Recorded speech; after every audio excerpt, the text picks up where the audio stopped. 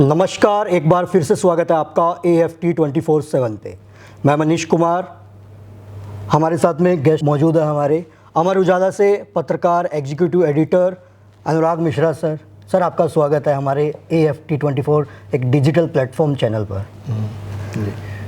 Sir, मैं आपसे कुछ सवाल जवाब इंटरव्यू से रिलेटेड, जर्नलिज्म से रिलेटेड, जिसमें हम ये जानेंगे कुछ पॉलिटिकल मुद्दे या फिर जर्नलिज्म के बारे में इन फ्यूचर क्या चीज़ें होनी चाहिए, उस पर चर्चा करेंगे। जी दीपक जी। मनीष कुमार सर नाम है। मनीष जी। अभी हमारा 13 एडिशन ऑफ जर्नलिज्म फेस्ट चल रहा है। सर, कैसा लग रहा है? सबसे पहले तो आप ये बताइए। देखिए, मैं दैनिक जागरण में आजकल हूँ मनीष जी। बेसिकली मैंने अभी पहले भी ये कहा कि जैसे कि किसी भी जर्नलिज्म के अभी कॉलेज में, मैंने यूनिवर्सिटीज़ में इस तरह के फेस्ट देखे नहीं अन्यत्र। वजह इसकी है कि इस जर्नलिज्म फेस्ट में मीडिया के जितने भी डायमेंशंस हैं उनको कवर किया गया, जो कि अमूमन क्या होता है, कोई किसी एक पक्ष कवर करता है और बाकी पक्षों को छोड़ देता है। यहाँ पर सारे पक्षों को कवर करने की कोशिश करेगी मीडिया की, चाहे वो बात पत्रकारिता की हो, ब्रॉडकास्ट की हो, डिजिटल की हो, कलनरी की हो, प्रोडक्शंस की हो, एनिमेशंस की हो। तो सब विधाओं को कवर करना, उनके एक्सपर्ट्स को बुलाना और उनसे बात करना, जो एक्सपीरियंस देना, वो किसी भी अन्य यूनिवर्सिटी में आपको देखने को नहीं मिलता। तो संदीप मारवा जी की ये बड़ी अच्छी पहल है और ये कई समय से वो कर भी रहे हैं। इससे फ़ायदा ये होता है कि छात्रों को इससे एक्सपोजर मिलता है कि आप तरह तरह के लोगों से मिलते हैं और कई तरह के विचारों से जब आपका वाबस्ता होता है तो आपका भी अपनी एक राय बनती है, अपनी राय को पुख्ता करने का, अपने कैरियर को आगे ले जाने का मौका मिलता है। तो ये फेस्ट बाकी में एक बहुत ही एक मार्गदर्शक फेस्ट है और एक बहुत ही अन्यत्र कहीं देखने को ऐसा फेस्ट नहीं मिलता। सर, एक पर्सनल प्रोफेशनल मिक्स सवाल पूछना चाहूँगा। एज ए जर्नलिस्ट आपको एक फेवरेट जैसे कंट्रीब्यूशन होता है जर्नलिज्म की फील्ड में, मतलब एक फेवरेट पार्ट कौन सा है सर आपका? मुझे लगता है कि रिपोर्टिंग मेरा एक फेवरेट पार्ट है। कि रिपोर्टिंग अपने आप में एक ऐसी चीज़ है क्योंकि आप दुनिया को देखते हैं। जब तक कभी कभी ऐसा होता है कि किताबें पढ़नी चाहिए, बहुत पढ़नी चाहिए, तकनीकी का इस्तेमाल करना चाहिए, बहुत करना चाहिए, लेकिन आपको देखना भी चाहिए। क्योंकि आपको अगर जब तक दुनिया देखेंगे नहीं, एग्जाम्पल के तौर पे कई बार मैं एक कॉलेज में पढ़ाने गया है उदाहरण के तौर पे, तो वहाँ एक छात्र ने गूगल किया और जो मैं पढ़ कर रिपोर्टिंग में पढ़ा रहा था उसने कहा ऐसा तो लिखा नहीं है। अच्छा। तो अब सवाल है, जब ऐसा लिखा नहीं है तो आपने देखा नहीं है। सवाल ये कि दुनिया आदर्श स्थिति में दिखती है जब आप दुनिया को आदर्श तरीके से किताबों के मार्फत देखते हैं। तो आपको किताबों को बहुत पढ़ना चाहिए, लेकिन साथ ही आपको दुनिया को भी देखना चाहिए कि एक रिपोर्टिंग में क्या क्या हर्डल्स हैं। उससे आपकी स्किल मजबूत होती है पत्रकारिता की, आपके लिखने का तरीका भी बड़ा उससे बेहतर होता है, आपके बोलने के तरीके पर भी उसका प्रभाव पड़ता है, आप रियल टाइम विचारों को ले पाते हैं। उसके ज़रूरी ये भी कि आपकी जानकारी भी सुदृढ़ होती है। कई बार ऐसी खबरें जो आप लिख नहीं पाते, उनका एंगल नहीं निकलता, लेकिन आपकी वो भूमिका तैयार करती है अगले 5 साल के बाद का। अगर आप क्राइम के स्पॉट पर जा रहे हैं, अगर आप नॉर्मल किसी भी खबर के स्पॉट पर, क्राइम हो, पॉलिटिकल हो, हेल्थ की रिपोर्टिंग हो, आप किसी भी रिपोर्टिंग के स्पॉट पर जाएंगे तो आपके पास उस चीज़ को गहनता से सीखने का मौका होगा। जैसे आपने रिपोर्टिंग की बात की सर, तो ग्राउंड पे कोई स्टोरी कवर करते हुए कोई ऐसी स्टोरी है जहाँ पे ज़्यादा चैलेंज आया हो, या आपको ज़्यादा जैसे होता है कि कई बार मशक्क़त करनी पड़ती है उस स्टोरी को कवर करने के लिए? देखिए, जैसे अभी मैं ग्राउंड पे की स्टोरी, ग्राउंड से स्टोरी शुरू हुई थी, लेकिन जैसे कि एक मैंने स्टोरी 2012-13 के करीब एक स्टोरी करी। कुछ लोग, एबोला नाम का एक वायरस फैला हुआ था अफ्रीकन कंट्रीज़ में। तो मैं एक रैली, जंतर मंतर के आसपास एक रैली में एक लोगों से मिलने गया था। शर्मिला इरोम बैठी हुई थी, तो शर्मिला इरोम का आप नाम जानते होंगे। तो इरोम बैठी, मैं इरोम के कवर करने गया, तो वहाँ पर मुझे एक लोग मिले, उन्होंने कहा कि हमारा बेटा नाइजीरिया में फंसा हुआ है लंबे समय से। ऐसी बातचीत में निकला, तो जब बात करते करते निकला कि फंसा कैसे, तो डॉक्टर फंसे हुए हैं। तो तकरीबन 7 से 8 डॉक्टर वहाँ फंसे हुए थे। तो उनको ये फोर्स किया जा रहा था कि आप एबोला का ट्रीटमेंट करिए, जबकि उनके पास उनको उसकी सुविधाएं नहीं दी जा रही थी। कई भारतीय डॉक्टर बंधक बना लिए गए थे। तो वो स्टोरी, अब उनके बारे में घरों तक गया, उनसे बातचीत करी कि कैसे उन तक पहुँचा कैसे जाए।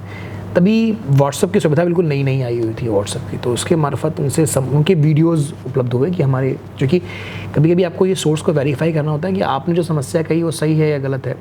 तो जब उस पर मैंने किया तो अस्पताल, जो यहाँ के अस्पताल थे, वहाँ के अस्पताल थे, उनका काफ़ी दबाव रहा कि आप इस स्टोरी को ना करें क्योंकि इससे एक छवि खराब होती है। MEA से जब बातचीत हुई तो MEA ने इसके लिए हरी झंडी दी कि आप इसको कर सकते हैं, क्योंकि जाहिर सी बात है, सच है। तो उसमें मैंने काफ़ी चीज़ें महसूस करी और अंत में उन 8 डॉक्टर्स को की जब मार्फत बात खुली तो करीबन 26 डॉक्टर्स ऐसे थे जो बंधक बने हुए थे नाइजीरियन और अफ्रीकन कंट्रीज़ में, जिनको बाध्य किया जा रहा था इलाज को सही से करने के लिए, और उनको सही सुविधाएँ नहीं दी जा रही थी। तो इससे एक सवाल सर, इसी स्टोरी से रिलेटेड, कोई एक हिस्टोरिकल इवेंट जो आपको लगता है मतलब आपसे पहले हो गया, किसी ने रिपोर्ट किया होगा कि आप चाहते हो कि हाँ वो मैं कवर करता, तो नहीं हिस्टोरिकल इवेंट नहीं, मैं मतलब मेरे कार्यकाल में मतलब मैं हिंदुस्तान अखबार में ब्यूरो चीफ था। अगर मैं देखूं तो तस्वीरों के मार्फत निर्भया कांड जो 2012 में मेरे करियर के मैं 7-8 साल बाद क्या आया, वो एक ऐसा कांड था जिसको मैंने कवर किया। वो एक ऐसी वॉइस थी जिसने भारतीय जनमानस में और भारतीय कानून संहिता में बदलाव ला दिया। महिलाओं के लिए एक सोच का बदलाव आया, खासकर महिला उत्पीड़न पर बहुत ज़्यादा सक्रियता से बात हुई, सरकार बहुत सक्रिय हुई कानूनों को लेकर। तो वो एक ऐसा इवेंट था जिसको मैंने कवर किया। तो वो मेरे लिए एक बहुत मतलब वो एक दौर था जिसको मैंने अपनी आंखों से देखा। 2012 का दौर, दिल्ली के अंदर कुछ चीज़ें घटी तो उसने मुझे काफ़ी बेहतरी दी। जर्नलिज्म से सर जैसे देखते हैं कुछ लोगों का भरोसा उठता हुआ जा रहा है सर, इसको कैसे ठीक कर सकते हैं? इसके लिए क्या हम एज ए बडिंग जर्नलिस्ट, क्योंकि हमें भी भविष्य में जाके काम करना है, तो उन चीज़ों के ऊपर हम कैसे काम कर सकते हैं? देखिए मुझे समझ में क्या है कि इन्फॉर्मेशन हर जगह मौजूद है। जी सर। कोई किस तरह कंज्यूम करना चाहता है, क्योंकि सोशल मीडिया ने सोशल मीडिया सर, जर्नलिज्म है वो एक जर्नलिस्ट जो न्यूज़ बनाता है वो एक कंटेंट क्रिएशन बन के रह गया है। देखिए क्रेडिबिलिटी मीडिया का सबसे बड़ा चीज़ है। आप अगर कोविड काल के अंदर देखिए तो तमाम ऐसी फेक न्यूज़ वायरल हुई जहाँ पर लोगों ने क्लिक बेट के लिए, खाली क्लिक हो जाए, अपनी खबरें बहुत तेज़ी से वायरल कराई। ऐसे में सबसे इंपॉर्टेंट ये है कि आप हर माध्यम को अपनाइए। ज़रूरी नहीं आप कह सकते कि आपको अगर 60 शब्दों में खबर नहीं देनी है, आप इसके लिए उसको किसी को बात नहीं कर सकते। आपको उसी में ही क्रेडिबल खबर देनी है। क्रेडिबिलिटी एक दिन में कभी खड़ी नहीं होती। जितने भी बड़े मीडिया हाउसेस हैं वो आज एक दिन में खड़े नहीं हो गए। उसके लिए सालों साल, कोई भी मीडिया हाउस 50 साल 40 साल पुराना है, कोई आप किसी मीडिया हाउस 10 साल पुराना नहीं है।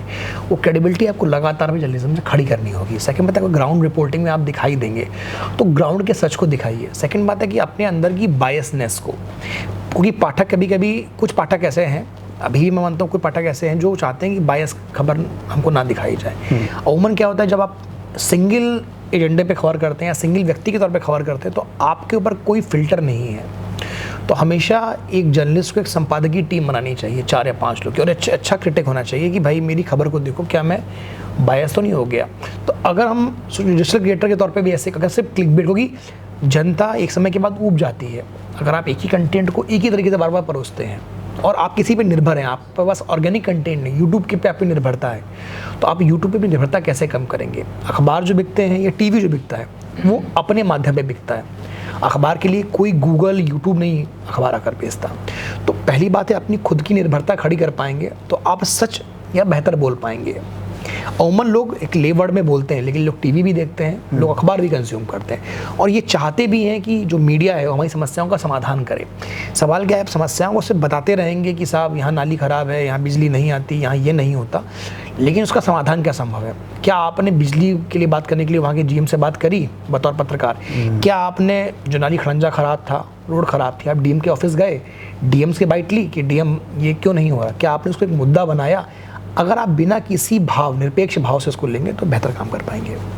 एज ए जर्नलिस्ट सर, आप न्यूज़पेपर में काम करते हैं, वैसे आप न्यूज़ प्रिंट मीडिया को या फिर इलेक्ट्रॉनिक मीडिया को किसको प्रेफरेंस करते हैं, किसको पसंद? देखिए हर माध्यम के अपने फ़ायदे, हर माध्यम के नुकसान होते हैं, किसी का नुकसान नहीं है।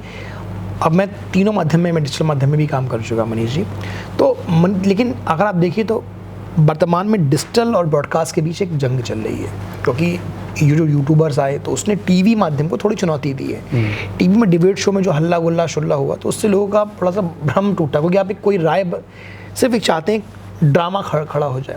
लाइव माध्यम में टीवी का कोई बेजोड़ है, क्योंकि उसके पास जो रिसोर्सेज हैं, लाइव माध्यम में लोग टीवी देखने जाते हैं, इलेक्शंस कवरेज के लिए हो, किसी दुर्घटना के समय हो, टीवी बहुत महत्वपूर्ण माध्यम है। अखबार एक ठहराव का माध्यम है हमेशा, कि उसके अंदर आपको ऑनलाइन में खबरें चुननी पड़ती हैं कि भाई मेरी खबर शाम को मिली नहीं मिली। अखबार आपको सारी खबरें पेज वाइज कैटेगरी वाइज बना के देता है। पहले पेज पे जो देश की 5 बड़ी खबरें आपने पढ़ ली। अगर मैं किसी शहर में रहता हूँ, दिल्ली, लखनऊ, पटना, कानपुर, इंदौर, मैं उसका 4 पेज अलग से बना हुआ है, आप पढ़ लिया। तो अखबार हाइपर लोकल भी है, नेशनल भी है, इंटरनेशनल भी है, बिजनेस भी है। तो अखबार के फायदे, क्योंकि अखबार एक ऐसा माध्यम है जिसको सदियों से, 150 साल से भारत में चल रहा है, तो उस माध्यम की क्रेडिबिलिटी अभी भी अधिक है। आप कानूनी मान्यता उसको अधिक मिलती है। तो इन चीज़ों ने अखबार को थोड़ा जरूर दिया है, क्योंकि वो माध्यम है। बाकी माध्यम अभी मैच्योरिटी की दिशा में है, उनको मैच्योर होना है कि पत्रकारिता को बहुत अलग होना है। जहाँ टीवी में बीट वाइज रिपोर्टर नहीं होते, वहाँ पर लाइव का ज़्यादा तरीका बेहतर है। एंकरिंग को ज़्यादा प्रमुखता, क्या कितना अच्छा एंकरिंग कर पा रहा है व्यक्ति। या कितनी अच्छी डिबेट को ऑर्गेनाइज कर पा रहे हैं। ऑनलाइन के अंदर आप कितनी अच्छी हेडिंग लगा पा रहे हैं, उस कंटेंट को 300 वर्ड में बना पा रहे हैं। लेकिन अखबारों में रिपोर्टिंग भी है, लोग हाइपर लोकल रिपोर्टिंग है। अगर आप दिल्ली में काम करते हैं, नोएडा में काम करते हैं, गाजियाबाद में करते हैं, तो उनके अलग अलग ब्यूरोज होंगे। तो वो जो हाइपर लोकल आदमी को पहुंचना है, टीवी में आपको नेशनल पर्सपेक्टिव मिलता है। जब तक कोई बड़ी घटना मथुरा कानपुर में नहीं घट जाए, आपको नहीं मिलेगा। आपको अखबारों में आपका शहर मिलता है, क्योंकि आदमी अपने शहर से पहले जान छुड़ता है। देश में कोई बड़ी समस्या घट गई, उससे कोई फ़र्क उसको जल्दी पता पड़ता है जब उसके जीवन का उसका असर पड़ रहा हो। उसके शहर में जाम लगा है, उससे असर पड़ा ही पड़ेगा। तो अखबार अभी भी थोड़ा एज का माध्यम में मानता हूँ। सर जैसे पेपर की बात करते हैं, न्यूज़पेपर की, अगर मुझे न्यूज़पेपर में जाना है, एक तो राइटिंग हो गई मेन, उसके अलावा सर कौन सी चीज़ें हैं जो महत्वपूर्ण हैं, जो मुझे फर्स्ट स्टेप पे जैसे आनी चाहिए? देखिए, मेरा मतलब कि ऑब्जर्वेशन आपका बहुत स्ट्रॉन्ग हो किसी खबर को देखने का। आप अच्छा लिख सकते हैं, ये एक दूसरी बात है। आप किसी चीज़ को अच्छा देख कैसे सकते हैं, आप अपना आँखों सुना। सेकंड बात है आपको किसी खबर के एंगल्स आने चाहिए। एक खबर में आप भी मनीष जी गए हैं, एक खबर में मैं भी गया हूँ, पर होता है आपने अच्छी खबर लिख दी, मैंने दूसरी खबर नहीं लिखी। आपकी जानकारी अच्छी होनी चाहिए। उदाहरण के तौर पर उत्तर प्रदेश में कालिदास जो मार्ग है, वहाँ पर मुख्यमंत्री का घर होता है। अगर आपको यह मालूम ही नहीं कि कालिदास मार्ग, कोर्ट ने ऑर्डर बोला कालिदास मार्ग पर कुछ ऐसा है, तो आप, लेकिन कालिदास मार्ग महत्वपूर्ण नहीं है, 7 RCR महत्वपूर्ण नहीं है, वो प्रधानमंत्री आवास है। जनता को कैसे आप कनेक्ट करते हैं, आपकी जानकारी बेहतर होनी चाहिए। आप खबरों को कितनी लेयर में सॉल्व करते हैं, आप क्या खबर में समाधान दे पा रहे हैं, किसी समस्या बता पा रहे हैं। आज के दौर में बड़ा इंपॉर्टेंट है कि मैंने खबर पढ़ ली कि रोज चेन छीनी जा रही है, लेकिन क्या मैं घर से बाहर निकलूँ, एक महिला के मन में क्या कोई एक्शन हुआ, तो आपको उसको भी इम्पोर्टेंट करना है आपको सवाल के तौर पर। सर सवाल एक और रहेगा, जैसे जर्नलिज्म के बारे में बहुत सारी मिथ है सर, तो ऐसी कोई एक मिथ जो आप तोड़ना चाहेंगे, बताना चाहेंगे जिसके बारे में? अमूमन ये मानते हैं कि जर्नलिस्ट सब कुछ कर सकता है। आप जर्नलिस्ट सब कुछ नहीं कर सकता, ये एक बहुत बड़ा मिथ रहता है कि वो ये काम करा देगा, वो काम करा देगा। काम सिस्टम से ही हमेशा होता है। सर अभी के टाइम पे जर्नलिज्म में आपको क्या लगता है, क्या सुधार की ज़रूरत है? न्यू मीडिया आ गया है। देखिए, अभी क्या हो रहा है कि जर्नलिज्म में AI का जो आगमन हुआ पिछले 2024 के अंदर, सैम ऑल्टमैन की ChatGPT, उसने बिल्कुल बार-बार से उठा दिया सवाल कि अब हम पत्रकार क्यों रखें अगर हमको एवरेज खबर लिखानी है। क्योंकि हम एक खबर की कमांड देंगे, और या हमको मान लीजिए किसी एडिशन से रिपोर्टर के 4 पॉइंटर आए, हमने उस 4 पॉइंटर को एलेबोरेट कर लिया, हम उसके लिए डेस्क में एक आदमी क्यों रखें, हम क्यों संख्या बढ़ाएं? या हमको एक खबर को अगर 3 माध्यम में देना है तो हम 3 माध्यम में अलग लोग नहीं रखेंगे, एक ही माध्यम से खबर 3 माध्यम में भेज देंगे। ऐसे में ये चीज़ इंपॉर्टेंट है कि जो साथी हैं, नए युवा साथी, उनको ये देखना पड़ेगा कि हम औसत ना रहें, क्योंकि औसत काम अब कंप्यूटर और AI कर देगा। आप अगर खबर की हेडिंग नहीं अच्छी लगा पा रहे हैं हेडिंग, तो फिर वो AI कर देगा। आपको स्पेशलाइज होना पड़ेगा अपने विषय के बारे में, कि और क्विक रिस्पॉन्डेंट होना पड़ेगा। अब ऐसा चक्कर नहीं कि गूगल तो अब बहुत, मतलब गूगल भी एक सर्च माध्यम है, लेकिन आधे आंसर आपको AI पे मिल जा रहे हैं। आप अपने इंटरव्यू में बड़े जो लेने वाले हैं, इंटरव्यू में बड़ा पोशीदा बनना पड़ेगा कि आपके सवाल ऐसे होंगे, यार ये सवाल आम आदमी को लगते होंगे यार सवाल है, तो उसमें आपकी AI सहायता कर सकता हो। लेकिन AI जो एक बड़ी चुनौती जर्नलिज्म के तौर पे आ रहा है। तो अभी लोग अनुवाद जो है, हम जब करते थे अनुवाद की कॉपी मिलती थी या ट्रांसलेशन करते थे, अब क्या है AI ने उसको आपने ट्रांसलेट कर दिया, वो भाषा आप खुद ही नहीं बोलते, वो भाषा को आप बोल देंगे, तो उसमें ना रवानगी आएगी, ना पढ़ने वाले को लगेगा, पढ़ ही नहीं पाएगा उस भाषा को। तो इसमें जो नए लोग आ रहे हैं उनको AI की चुनौती को समझना पड़ेगा, और AI के जो बेसिक AI से बेहतर क्या कर सकते हैं उनको ये देखना होगा, ना कि AI को अपने काम को आसान करने के लिए बनाना होगा। तो ये मैं मानता हूँ सुधार की आवश्यकता नए साथियों के लिए होगी। सर एक लास्ट सवाल रहेगा मेरा, आप जर्नलिज्म को किस शीशे से देखते हैं? मतलब एक होता है ना कि एंगल, नज़रिया, आपका क्या शीशा है सर? देखिए, किसी भी पेशे का अपना कॉर्नर स्टोन होता है, तो मैं मानता हूँ कॉर्नर स्टोन यही है कि आप कितना अवेयर कर पा रहे हैं जनता को, और उसको आप जनता को अवेयर कर पाएंगे तो वो सशक्त हो पाएगी। हमेशा सशक्तिकरण हमारा एक मेन मुद्दा है। तो आपकी जो हर खबर है वो सशक्तिकरण देती है किसी इंसान को। अगर एक नई पॉलिसी सरकार ने लागू करी, सशक्तिकरण देती है। आप कोई जानकारी बताएंगे तो आप जानकारी अपने लिए नहीं बताते, मेरा स्वांथा सुखाए की जानकारी नहीं है, जानकारी जनता को अवेयर करने के लिए जानकारी है, जनता को बताने के लिए जानकारी है। हमारी हर खबर का इम्पैक्ट जनता से होता है। तो अगर कुंभ में जाम लगा तो इम्पैक्ट जनता से है। अगर प्रधानमंत्री फ्रांस की समिट में गए तो इससे क्या बदलेगा, सवाल ये उठता है, क्योंकि हम AI समिट हो रही है, तो AI समिट से क्या बदल जाएगा।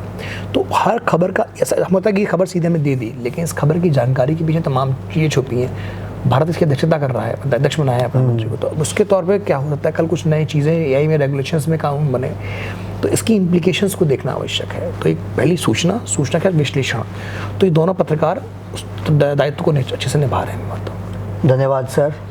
धन्यवाद मनीष जी, आपका बहुत बहुत। जी sir, thank you so much. ऐसे ही बने रहिए, देखते रहिए आप 24/7 नोएडा।